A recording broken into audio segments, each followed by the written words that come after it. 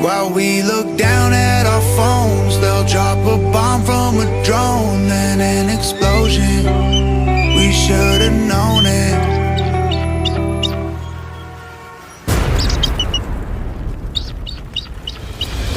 We stood on top of mountains, we've been to space before.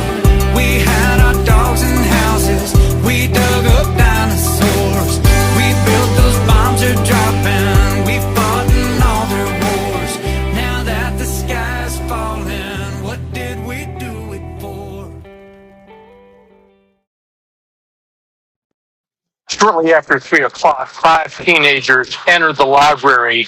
3 went into the men's room, while 2 others appeared to act as lookouts. We know this from the surveillance footage inside the library.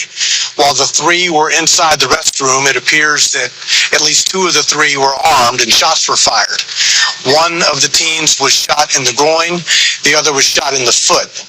The teen shot in the foot ran from the building, went up the hill here in the back, in the grassy area, where he stopped and aid was rendered to him there. The teen shot in the groin remained in the restroom and was assisted out into the library proper by a staff member who had heard the gunfire. At this point, we are working to confirm the identities of the other teens here. Now we have one individual, other than the people who were shot, detained and being taken to headquarters. We think he was one of the 5. We have not yet learned the reason for this occurring, but as Nashvillians, we all should be troubled that teenagers would carry guns into a public library and into the restroom to try to resolve some type of beef or some type of conflict. Now, there were other persons inside the library at the time of the shooting, but they were not in close proximity to the gunfire. The gunfire was contained in the men's restroom, and there were no other individuals inside the restroom other than the 3 teens. You guys had a very large search area into a neighborhood. Did that have anything to do with this at all?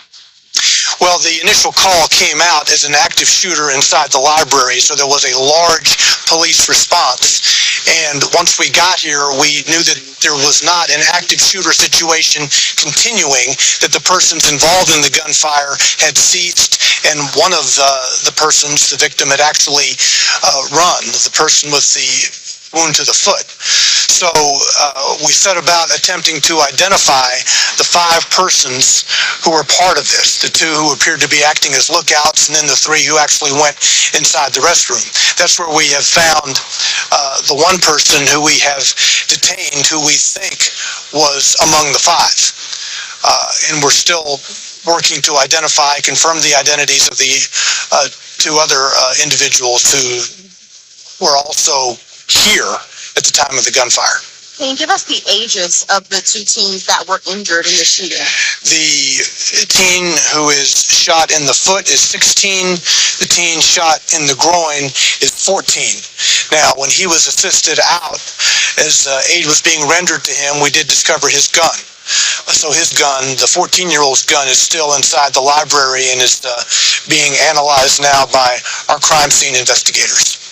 I saw... It's a semi-automatic pistol, by the way. Oh, thank you. Saw Chief John Drake was just here moments ago. You talked about just his presence being here. This is a youth-involved shooting here at the library.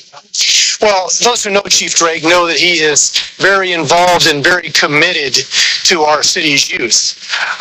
While we're all troubled about what has taken place today with teens bringing guns into a library and actually firing guns in furtherance of some dispute, Chief Drake is definitely impacted by this as he, to his precision policing and community engagement, works to help teens avoid this type of activity.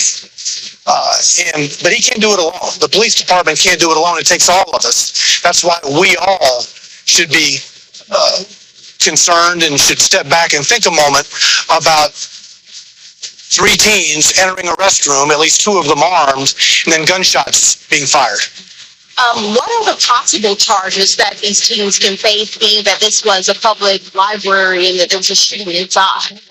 Well, that would be putting the cart before the horse. We need to learn more about what they were doing and the reason behind all of this. But you could think of felony reckless endangerment, aggravated assault, that type of thing that would obviously be initiated in juvenile court. And then once a case goes to juvenile court, the prosecutors can decide where it might need to go from there. Any word from any witnesses that were, or bystanders that were inside of the library at the time? Well, the police department's very fortunate to have surveillance video from inside the library. So we can see persons going into the restroom.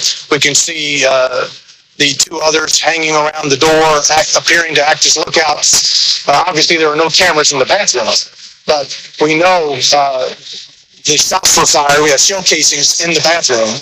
We know that two persons were shot in the bathroom. So we know a lot from the surveillance video and from what we've seen inside the bathroom as we're processing it.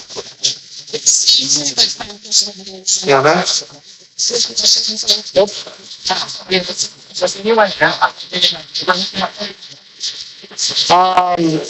The one teen who we detained was in a neighborhood, and it may have been back in here, yes. I don't know the exact street.